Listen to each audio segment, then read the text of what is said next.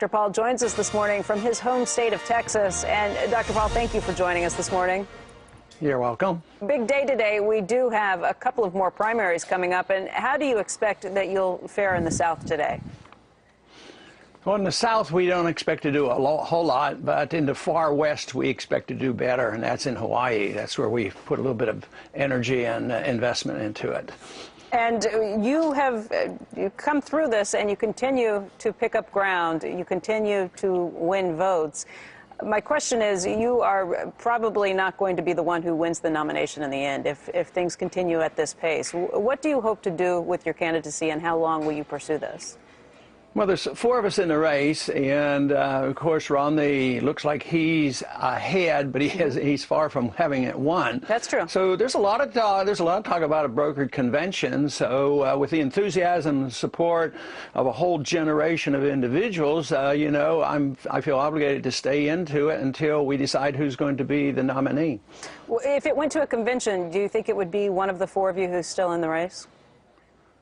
Oh, I would think so, but I know there's some that would like to change that and sort of cancel out a year and a half of campaigning. Some of the people in the leadership of the party, you know, sometimes don't like what you're saying, and sometimes the leader party don't like a lot of young people coming in and taking over the party, so they rather resent newcomers into the party, and I think that's what has happened to us. There's a lot of resentment of new people coming in, and there's a lot of fighting going on with leadership in the various states with young people coming in and wanting to participate. You've done a phenomenal job of tapping the young vote. How do you think you've done that?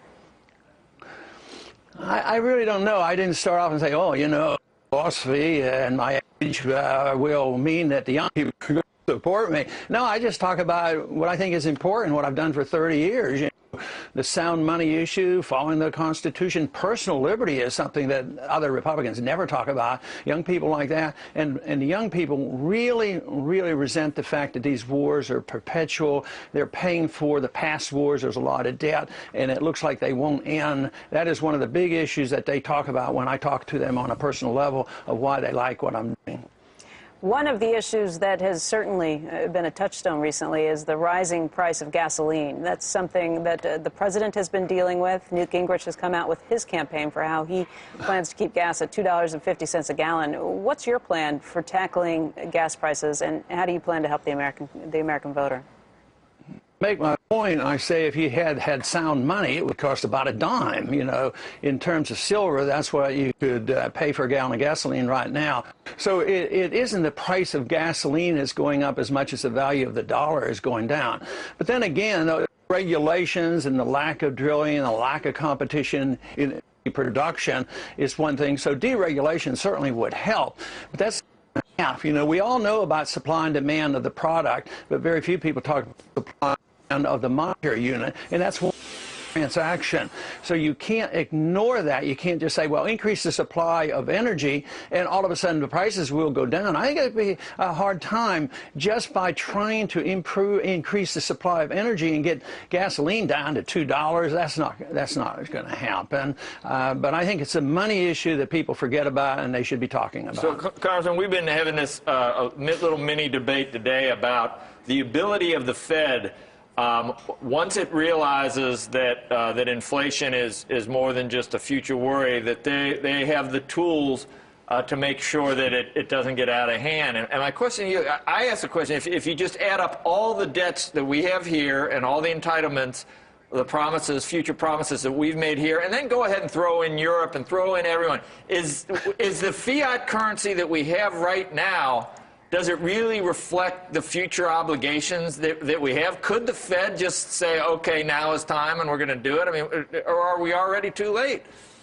I think it's too late because we've made the commitment. The only thing holding it together is sort of an illusionary trust in the dollar because there's no place else to go. Except some countries now are saying, well, it will end, so we better subtly move over and use gold and do other things in the Far East. You know, they're seriously talking about that, and even in the oil countries, they're talking about this. But for now, everything depends on the dollar. So if they come to a crisis where the prices go up and you need a Paul Volcker, to do something, this would crash the economy. And of course, if you continue to do exactly what we're doing now, it crashes the economy. We're not there yet, but it will come.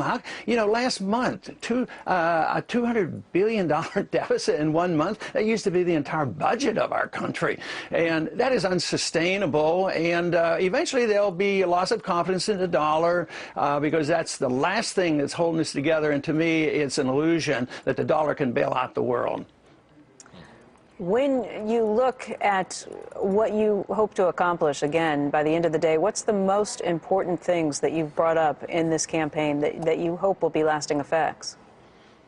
Well, the status quo of politics in Washington and around the country has to end. And I see it as both parties. People have to think more independently. And this is where I have thrived. I mean, the young people who are just coming into it are understanding what they're getting. But also, I do the best with independents. And they're not measured in the Republican primary. Independents are sick and tired of it all. And now the large majority of people say, especially with the mess that's going on in Afghanistan, the American people, by a large majority now, are saying it's time to come home if you can't do any better than that, and running up these debt. So I would say contributing to this whole idea that the status quo won't last. You can't keep bailing out. You can't keep the same monetary policy. You can't keep the same foreign policy. And the entitlement system is totally out of control. It's on autopilot, and nobody else has proposed a cut. The other candidates say, yeah, cut on the proposed increases. I have proposed $1 trillion cut, so I'm serious about it. I believe the problem is very bad, and evidently nobody else considers this because nobody else really wants to cut anything. After one of the recent debates, Rick Santorum seemed upset. He seemed to think that you and Mitt Romney had teamed up somehow and were tag teaming him in the course of the debate. Is there any truth to that conspiracy theory? No, some people are more into conspiracies than I am, but I think he's more involved in conspiracies. No, it's just because we're cordial with each other. We've known each other, and we talk about family. He has 5 kids. We have 5 kids. So I don't know whether that's a political crime. Ron, will you back the eventual Republican nominee wholeheartedly, whoever it is? Wholeheartedly, I would have to reassess that because they're still talking about. They want more war than Obama. I think Obama wants way too much more. He's ready to go into Syria under the UN resolutions and flaunting the responsibility to tell Congress or ask Congress. No, I'd have a lot of trouble with that. I want people, and I think it may shift. I mean, the people are shifting, so the politicians are going to shift their views too. Now that the people want to come out, by November, and Obama is upstaging the Republicans because now he has once again become the peace candidate. He's won the Nobel Prize. At the same time, he promotes war. So he's going to get away with something because right now the Republicans are going to be the war party. They're going to be the John McCain party. And this is the reason why Obama won before, is usually a more sensible approach to dealing with other nations and the willingness to go to war is a major factor for the American people. Just think, World War I and World War II came on after Wilson and Roosevelt said, I'm going to keep you out of war. So people don't quite understand this, and I think the Republicans have fallen into the trap because now they're the war party and they support, the Patriot Act, invasion of our houses, the TSA and all these things. That's what the young people and independents do not like, and I think they're setting the stage for a difficult time in the fall. So if the perceptions change and their attitudes change, my mind about the other candidates might change, but right now they're in favor of way too much big government for me. All right, Congressman Paul, we want to thank you very much for joining us today.